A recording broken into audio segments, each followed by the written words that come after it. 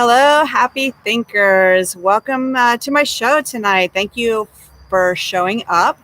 Tonight, we are going to talk about self-doubt and 9 powerful ways to deter it or to destroy it.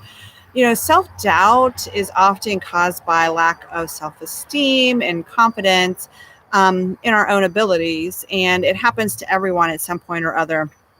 So our whole goal is to do the opposite of that, and let's get rid of the self-doubt. But before we start, let me introduce myself. My name is Melissa. I am the creator of Think Me First and Rock Your Vibe Apparel. I help people become the best version of themselves through self-improvement, and we try to do it in a fun manner. So you can find me at thinkmefirst.com. That's my blog where I have over 100 articles on self-improvement. You can find me, we have an international group on Facebook called Think Me First, where we learn from each other, people are international. I am on Pinterest, and you can find me on YouTube. If you just go to YouTube, search bar, type in Melissa Shim, then you'll be able to see all of our WTF, also known as Wednesday Thought Forum videos there. Tonight we're shooting 68. So I'm excited about that. So we have 68. Well, after tonight, we'll have 68 videos there. But then you can also find me at Rock Your Vibe Apparel. This is where I design high vibration apparel. I design shirts that you can wear with confidence, have a bold statement, and they're fun. So take a look there. Let me know which one's your favorite, or if you have an idea for a shirt, let me know. We'll see what we can come up with. But if you could just do a couple of things for me. If you like this video, please give me a thumbs up. That helps our videos get out there more often. And then if you can hit the subscribe button below and then hit the notification bell, then you'll be notified every time we upload a video, which is every Wednesday at 7 p.m.-ish. Eastern Standard Time is when we upload every Wednesday Thought Forum or WTF video. So without further ado, let's get started with Wednesday Thought Forum. Again, episode number 68. Again, we're going to be talking about self-doubt, and I'm going to give you 9 ways that you can delete that self-doubt.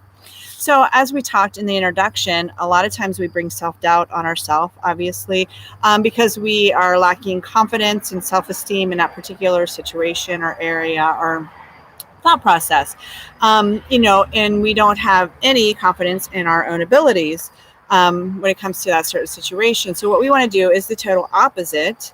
And I'm going to give you 9 ways to do that. There's going to be more ways, but again, I have 9. So, when we're doing this, just think about this. I'm going to reiterate it in our 9 ways. Don't compare yourself. Set realistic goals for yourself so that you can achieve them and not fail time and time again. Because, that's one of the big reasons we doubt ourselves, because we're afraid of failure. And we're going to try to dive into, what we fear and figure out what that is. And then we're going to conquer this. We're going to do this. Okay. So, I can't think of anyone who has never doubted themselves at one time or another. We all go through it. We all have self-doubt in certain situations, predicaments that we get in, and sometimes it's a reality shock for us to figure that out. When we're in doubt, we start to panic and then get anxious, and all kinds of things start to happen when we doubt ourselves. A lot of times we doubt ourselves because of this, our ego, instead of going with our gut feeling or our heart or what we know is right. We talk ourselves out of it, tell ourselves stories, and that's what happens. So, and we're going to get into that now. But, we all go through it. So, hopefully I'm going to give you some tips here that build your confidence and self-esteem when it comes to these matters when we cross them. Does it mean everything? No, you don't self-doubt all the time, but there are some things that you may self-doubt, and we're going to dive into that now. So the first one we need to know is, what is your fear, or what is your reason for this self-doubt? Are we afraid of failing? Are we afraid of the unknown? Or is the situation out of our comfort zone? These are 3 ways that can bring, self-doubt. So often we are our own worst enemy, right?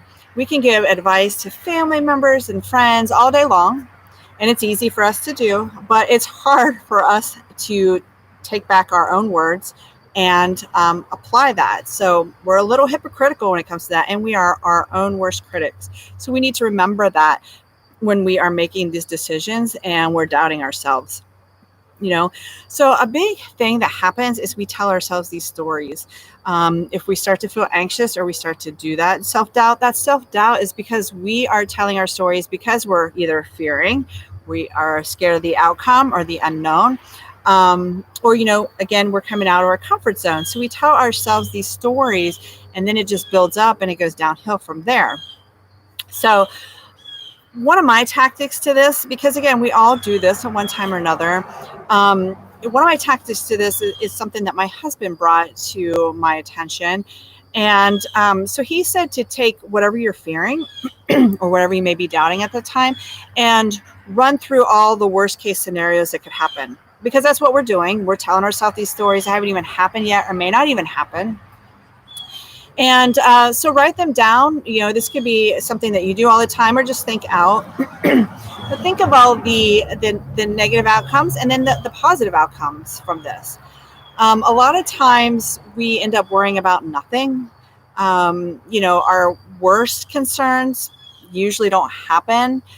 Do we fail? Yes. Are we going to fail? Yes. All the time? No. But we're human, so that's part of the learning process. So if you can accept that you are going to fail, that's fine. It's how you really deal with the failure after that that's very important. So run yourself through these situations, because then you feel like you have more of a sense of control, because you thought out all the scenarios. So you may have plan B, or you are more prepared for something that may happen. If it doesn't happen, that's great. But you feel maybe like you're in more control because you're more aware of the situation. So if you have those scenarios played out, again, most of the time they're going to be simple, silly after you think about it to a degree. But if it is something more serious, then you may be better prepared for it. So that's a big thing. That's one thing that I learned to do, especially when I was going through my my traumatic, divorce. I would do that a lot when things would come up and I had no one to chat them through. Instead of telling myself stories, I just, think of all the worst case scenarios, and then I was prepared. I felt better because I was more prepared. So, just try that. It's just something that helped me. So it may help you as well. Okay, the next one is to set the bar, a realistic goal. Set the bar low with realistic goals, but you still want to challenge yourself. So, you don't want to set expectations. And I hate to use the word expectations, because when you have expectations and you get disappointed, it only sets you up for disappointment. But we'll use the word goals. Set your goals that are reasonable and obtainable. Because again, you want to do this because you want to increase that confidence and self-esteem. So make your goals more realistic, but again, obtainable yet challenging. Okay, they don't have to be super hard, but the more you do them, and again, the more you start to build that confidence and self-esteem, the more you start to challenge yourself. So you want to make these goals realistic. All right. So the next one is, do not compare yourself to others. And we have said this over and over in all kinds of different videos. We don't want to compare ourselves to others. There's many reasons why. Our backgrounds are different. Religions may be different. Cultural experiences, economic background, support system, our friends. I mean, you name it, everything can be different. Situations. Now, are there going to be similarities? Yeah, there's going to be similarities, and you can, pull from those to learn from them. But don't compare yourself, because not every situation is identical. Again, you may have a better support system over here when it comes to something, and someone else may not have a good support system in the same situation, right? Or similar situation. In another situation, you may be more versed on it than this person, or this person may be able to handle this pressure way better than you can handle this pressure. So never compare yourself, because if you do that, you're going to fail, because not every person is the same. Not every situation is the same. Again, though, if they're similar, pull from those ideas, to help you out. Big one here is stop apologizing when you don't need to. Now, I used to be a big culprit of this. I used to apologize for things all the time. And I still know some people that do that, sadly. Um, but when you apologize for everything, even when you're not at fault or you should not be apologizing because you're right, or you just should not be apologizing because it has nothing to do with you. You bring up two things of concern that I can think of right away. Number one is your perception of yourself to others. They're going to see you as lacking confidence and self-esteem. Now, I know I preach and preach to never worry about what others think about you, and I'm still doing that here, but what I'm saying here is if you have the perception that you have no confidence and no self-esteem, and you're in the company of the wrong person, like a narcissist or a sociopath, they read on that something fierce, and then it could take you down a horrible road.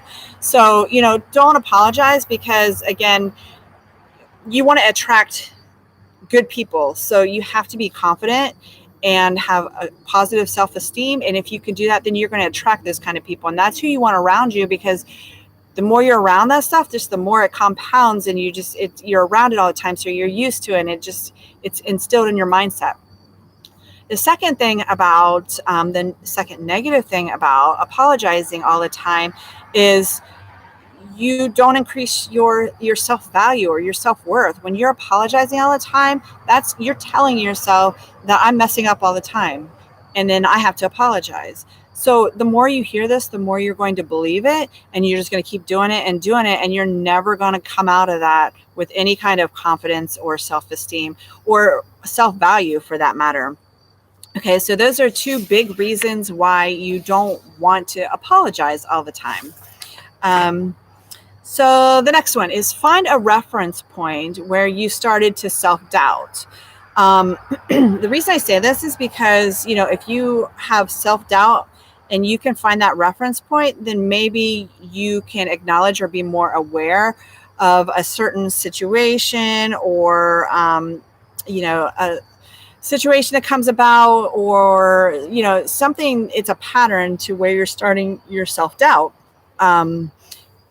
So you want, because if, first of all, bad things happen to us, all of us at one point or another. It doesn't matter how positive you're thinking. Some bad things happen to us. It's inevitable. It's part of nature. It's part of the human race. But, you have gotten out of those bad situations 100% of the time, right? You're here, you're watching this video. So you have gotten out of those bad situations 100% of the time. But if you are more aware and can acknowledge those when that self-doubt starts to happen, then, then you can think back to, okay, well, when this happened, this is what I did and it really helped. So then you have a reference point, and then you also have some guidance as to how to get out of that. So it's very important if you can acknowledge when you're self-doubting and why. Again, we go back to the fear of the unknown or failure.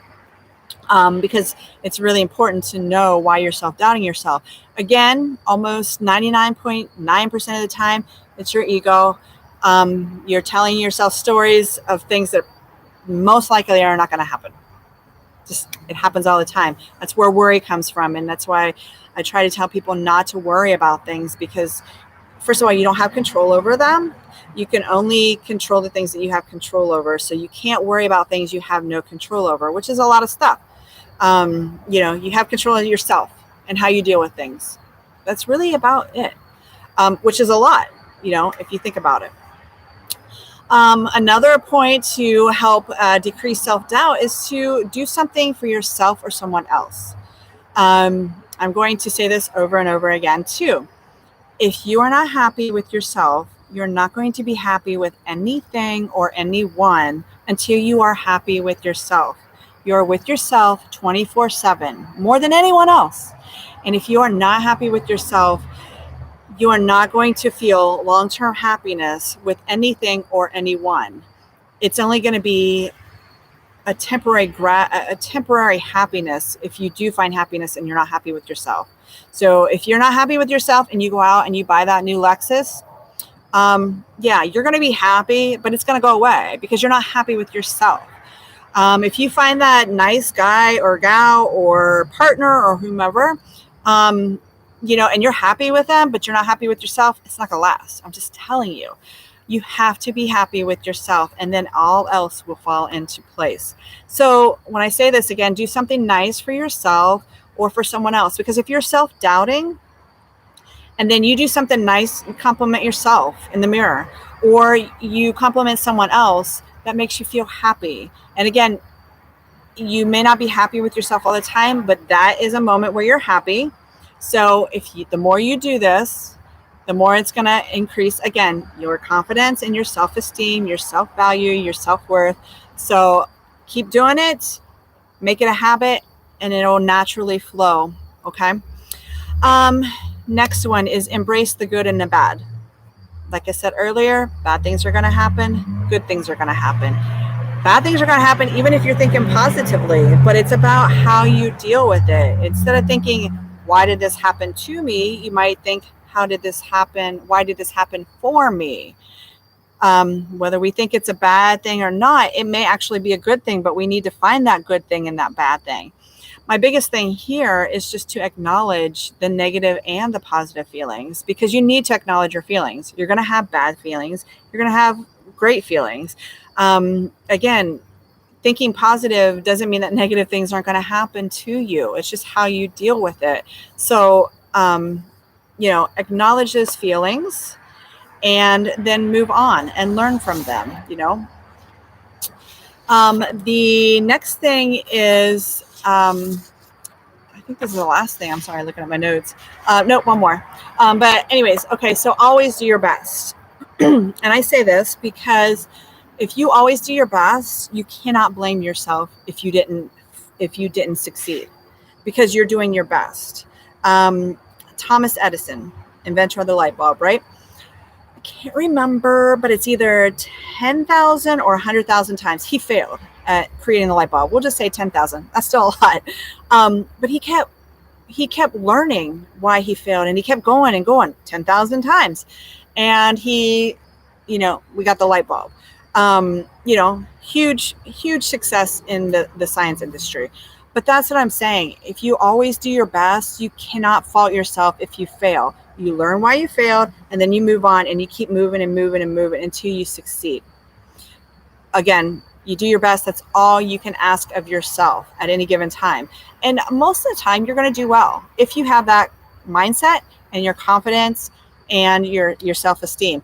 And if you have that high confidence and self-esteem and you fail, then you just shake it off and you move on, because that's what confident people do, because they know they're going to figure it out, because they have that mindset. I'm going to do this. You can do it too. It just takes time, practice, and just like anything else, riding a bike, going fishing, anything like that. Last but not least is to get out of your comfort zone and try something new. When you do this, oh my gosh, when you do this, it's going to boost your self-esteem and confidence I don't think people realize getting out of your comfort zone and doing things is so good for your confidence and self-esteem. Whether you fail or not, you had the confidence to do it. And then if you succeed, then that only builds more and more. And again, it's natural and it progresses. I remember when I first, and you guys can go back to my first videos, I used to do them on Facebook Live. And if you remember, I used to hide behind all those filter masks and everything, because I was scared to death to shoot videos. And I laugh about it now, because now here I am, 68. On episode of 68, I still shoot live, because I want people to see that I'm human and I make mistakes. I want you to see those mistakes, because I don't pre-record. This is all live. Every video that I've shot has been live. But when I first started, I was terrified to talk and look at that little camera. Isn't that horrible? Isn't that horrible to think? But I challenge you all to go do a Facebook Live and see how uncomfortable it is. But now, here I am. I'm shooting on Facebook and YouTube, and doing videos and my Facebook Lives. I'll do those every once in a while too. But yeah, I used to hide behind those filters or those masks. But once I started doing this, I was like, why was I even scared of this? And then now I have so much confidence and, again, self-esteem that I can shoot these just like that. And I love shooting these. I'm not intimidated anymore. So if you could do something like that, whether it's get out and go fishing, maybe go skydiving, crocheting, anything, something new that you've been wanting to do, go do it. You'll be surprised how you feel afterwards. It will boost your confidence and self-esteem, and be proud of yourself. Whether you fail or not, you got out there and you did it. There's a lot of people that just sit there and are so content and they don't want to get out of their comfort zone. So they stay there their whole life and they don't move anywhere. Right? So get out of your comfort zone and do some things. You only live once. And who cares? If you mess up, who cares? I'm doing these videos and they're going worldwide. Do I care if I mess up? No. Why? Because I'm human and it happens. And I move on. The video is important. The information is important. As long as people are learning from it, I don't care if I mess up. I don't care. And you need to develop that attitude too. So when it comes to, trying something new, just do it. All right. So to conclude, my biggest thing is just believe in yourself. If you don't believe in yourself, then you're not going to be capable of doing things because you just don't have the gumption to do it. So, I see Adam on here. Hi, Adam. Nice to see you. So he's asking, is it normal for a victim of narcissistic abuse to say they care about their partner more than them? Yeah, I agree that they do. Because I used to feel this way that, during narcissistic abuse, I was part of that. And I did care about more my partner because I didn't feel like I had any self-value. I felt that my partner was it. If I didn't have my partner, I don't know how I was going to succeed or move forward. Because, I thought they were it and then I was nothing because I was told that. And I believed that by my abuser. They would tell me that. So yeah, I think it's very common that you care more about the partner than yourself. And self-love, very much. Yes, codependency. He wrote codependency.